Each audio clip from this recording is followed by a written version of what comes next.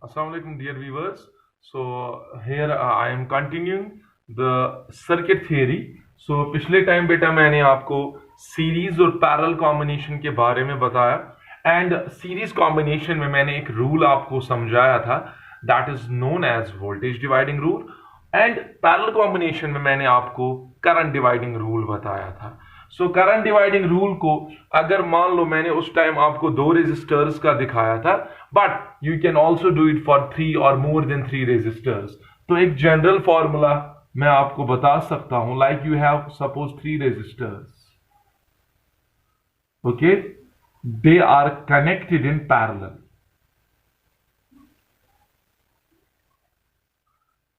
So I want to know, मान लो बेटा this is resistor R1, this is R2, this is R3.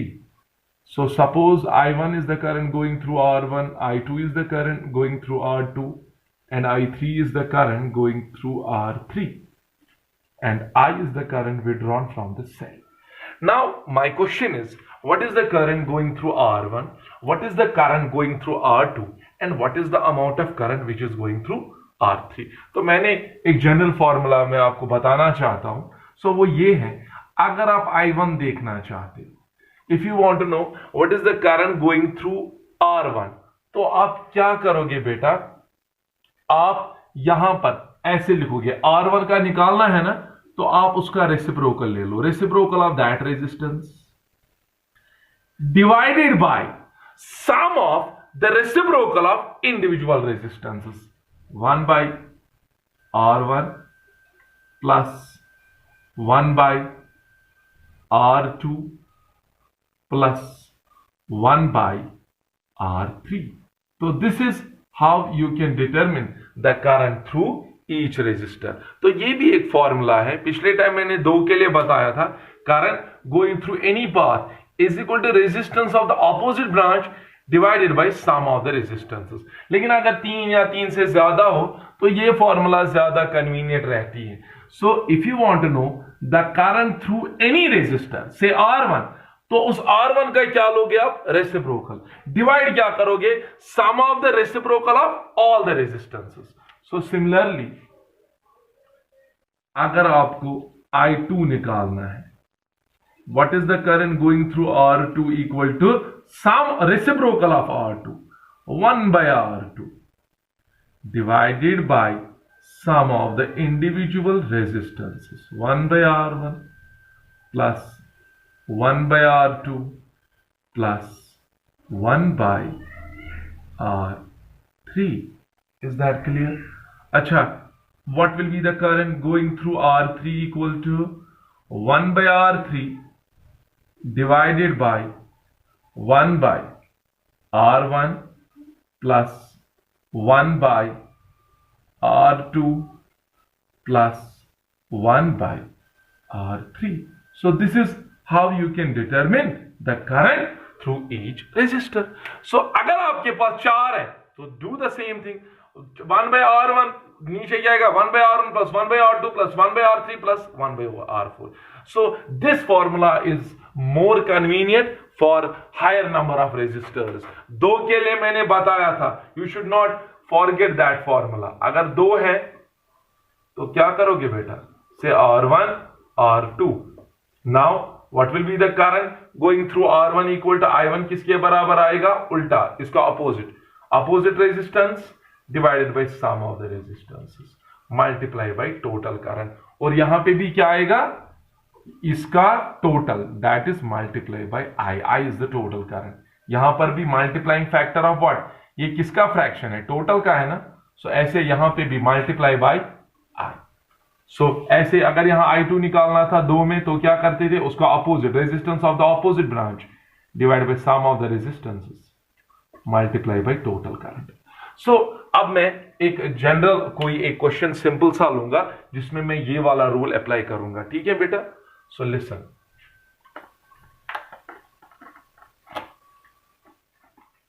The question is like this, you have three resistors, one is having the resistance R,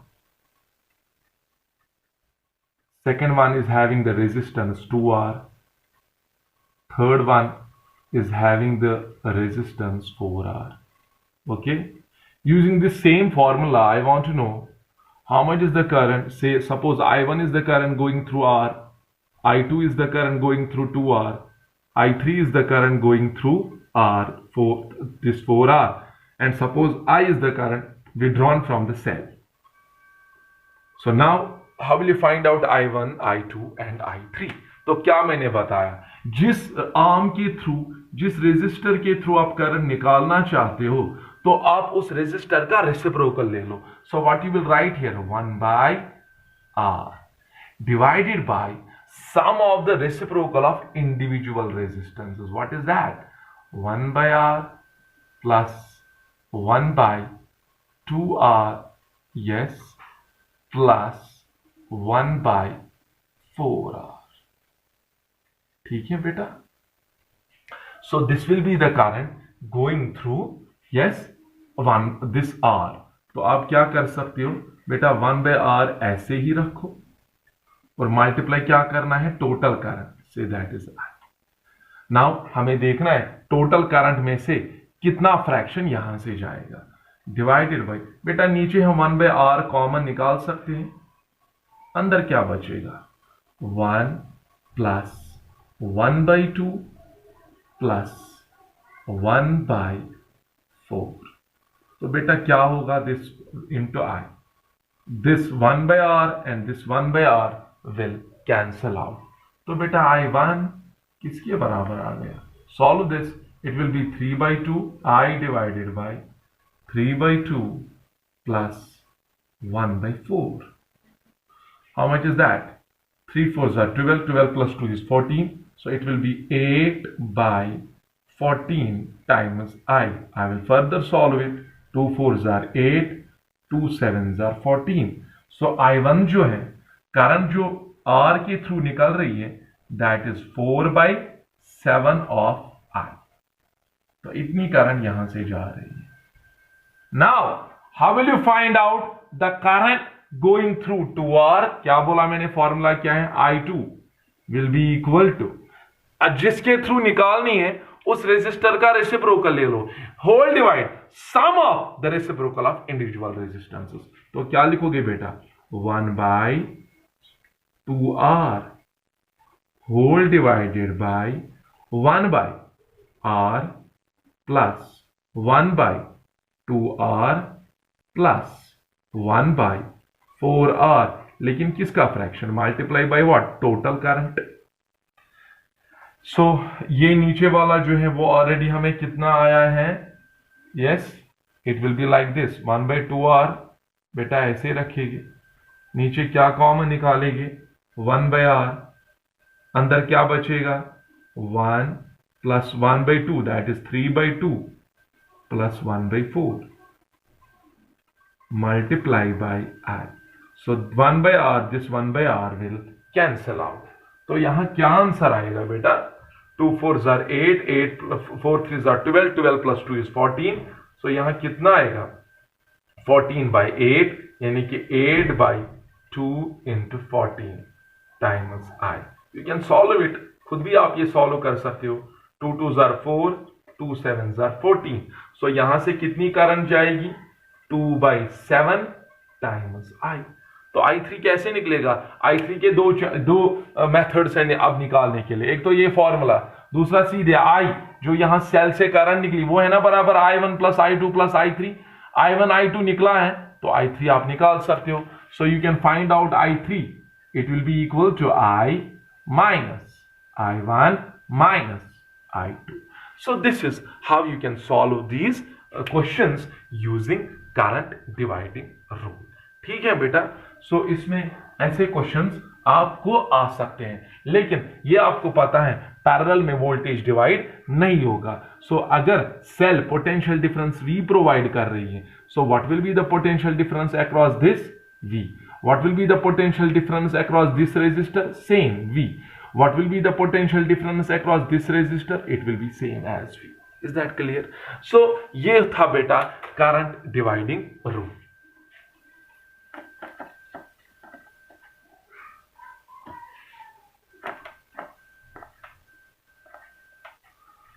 सो बेटा, अब आपका question होगा, अभी हमने sir कोई भी सर्किट अभी सॉल्व नहीं किया। तो मेरा जवाब ये है, मैं पहले क्या करना चाहता हूं, आई will discuss all the methods which are used, which are required for solving the circuits, for solving the electrical circuits. Like electrical circuits को सॉल्व करने के लिए आपको शॉर्ट सर्किटिंग पता होनी चाहिए, आपको किरचॉफ्स लॉज पता होने चाहिए। तो वो सारा मैं फिनिश करके then I will move to the circuits. मैं सारे सर्किट्स ये मेथड्स के बाद डिस्कस करूंगा।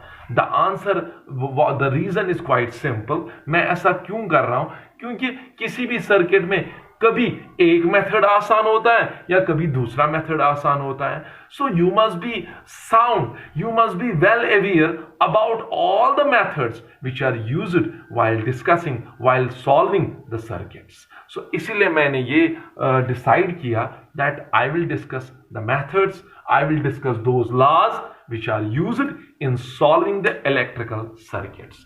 तो उसमें बेटा जो लॉ है that is, वो दो लॉज हैं known as Kirchhoff's laws of electrical circuits.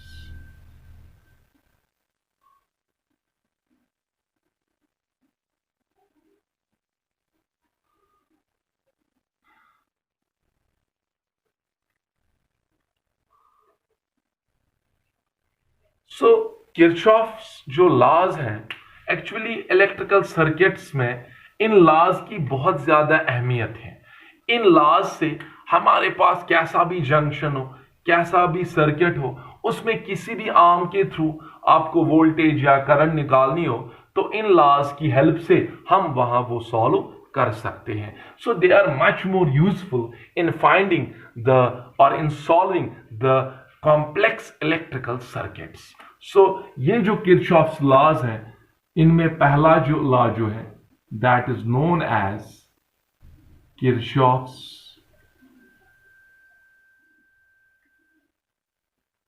First law,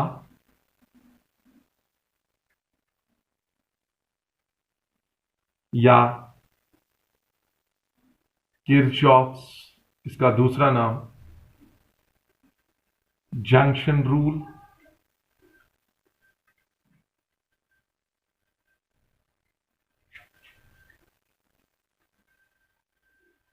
और एक नाम इसका किरचॉफ्स सर्किटल लॉ या करंट लॉ भी इसको कहते हैं।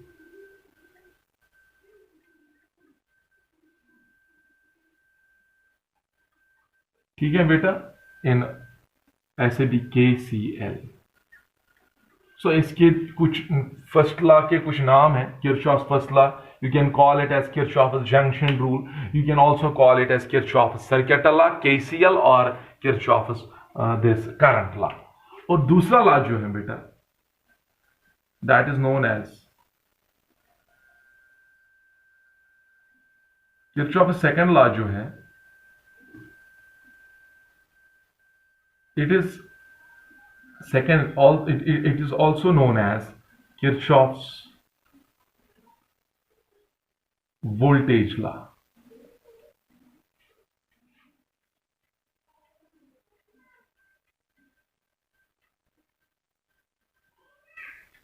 another name, okay, that is Kirchhoff's loop law। Loop law या लूप रूल भी इसको कहते हैं। So it is also known as Kirchhoff's voltage law और KVL। It is also known as Kirchhoff's loop law और लूप रूल भी इसको कहते हैं। As far as Kirchhoff's first law is concern, it is applicable, या इसको कहां पे अप्लाई करते हैं, it is applied near junctions, it is applied near junctions. लेकिन आप पूछोगे सर जंक्शन क्या होता है, तो बेटा quite simple, junction electrical circuit में एक ऐसा पॉइंट है जहां पर दो से ज्यादा वायर्स मीट कर रही हो, जैसे यू हैव लाइक दिस, यहां पर अगर आप ये पॉइंट लोगे बेटा, this is known as node और it is also known as junction, क्योंकि ये एक ऐसा पॉइंट है जहां पर कितने वायर्स मीट कर रहे हैं, 3 wires. So you can call it as a node, you can call it as a junction. So ये जो पहला लॉ है, it is applied, it is applicable near the junction. वो लॉ क्या है, that will be discussed later. लेकिन पहले आप समझो इसको जंक्शन रूल क्यों कहते हैं, बिकॉज हम इसको अप्लाई कहां पे करते हैं, जंक्शन के पास. Is that clear? और इसका नाम करंट लॉ भी क्यों है, सर्किट लॉ या करंट लॉ क्यों कहते हैं? द रीजन इज कि हम जंक्शन पे यहां पर क्या करते हैं, ये जो किरचॉफ्स फर्स्ट लॉ है, इससे हम किसी भी आर्म या किसी भी वायर के थ्रू करंट निकाल सकते हैं. सो खैर ये किरचॉफ्स लॉ पहले डिस्कस होगा, ठीक है, उसके बाद मैं सेकंड लॉ डिस्कस करूंगा. सो ये एक ऐसे 2 लॉज हैं जिनसे बहुत सारे कॉम्प्लेक्स इलेक्ट्रिकल सर्किट्स सॉल्व हो जाते हैं. तो किरचॉफ सेकंड लॉ ये क्या है, एक्चुअली इसको अप्लाई करते हैं, it is applicable in closed circuits, in closed loops और इन क्लोज्ड सर्किट्स, या हम कह सकते हैं और इन लूप्स. अगर सर्किट ओपन है, you cannot apply this law. So KVL, Kirchhoff's voltage law, या इसको क्यों लूप लॉ कहते हैं, because it is applicable in a closed path. आपका सर्किट वहां जहां आप अप्लाई करोगे वो क्लोज्ड होना चाहिए. जैसे आपके पास यहां पे ऐसे सर्किट है, this is positive, this is negative, ये यहां पे क्लोज्ड है कि नहीं? सो you can apply the law here. But अगर ऐसा है, you have the battery, but आपने जो यहां की रखी है वो ओपन रखी है, देन जब की ओपन है, it is an open circuit. इसमें ओपन सर्किट में करंट फ्लो नहीं करती है, तो इस ओपन सर्किट में you cannot apply this rule. So loop rule, Kirchhoff's voltage law, it is applicable for loop circuit, loops और क्लोज्ड लूप्स और closed circuits. That's why it is known as Kirchhoff's loop rule और loop law. तो ये 2 laws बेटा इंशाल्लाह I will discuss them in the next lecture. But in this very lecture मैं आपको एक क्वेश्चन रखूंगा, आप वो बेटा अपनी लेवल पे सॉल्व करोगे. The question is like this, थोड़ा सा मैं इसके बारे में बताना चाहता हूं. You have the question like this,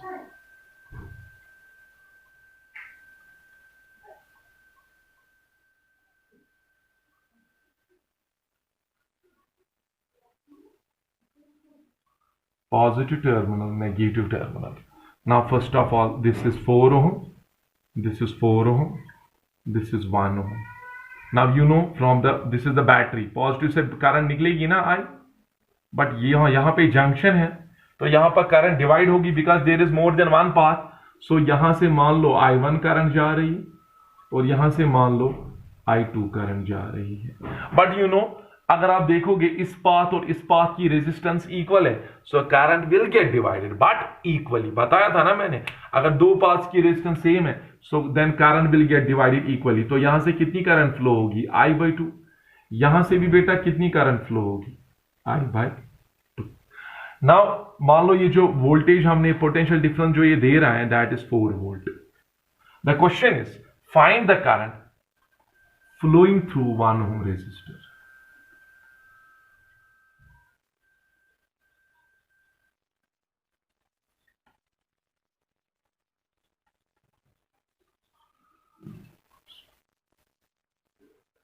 flowing through 1 ohm resistor. ठीक है बेटा, आपको क्या करना है, आपको करंट निकालनी है कहां से, through which resistor, 1 ohm resistor. तो बताओ पहले ये जो I/2 है, अब ये जब यहां पहुंचेगा, यहां से भी I/2 पहुंचेगा, देन इस जंक्शन के पास ये दोनों करंट वापस एंटर होगी. I/2 और I/2 मिला के यहां से कितनी करंट वापस जाएगी, I. So how much is the current going through 1 ohm resistor, it is I. देखो बेटा यहां पर करंट I1 और I2, लेकिन ये I1 और I2 यहां मिलके वापस यहां से कितनी करंट जाएगी, I. जंक्शन की ओर कितने करंट्स आ रही हैं? 2। तो यहां से टोटल करंट कितनी निकलेगी? I/2, शाबाश, और ये भी है I/2। when they enter the junction, then how much is the current leaving this junction? That is I/2 plus I/2, that is I. So कितनी करंट इस 1 ओम से जा रही है?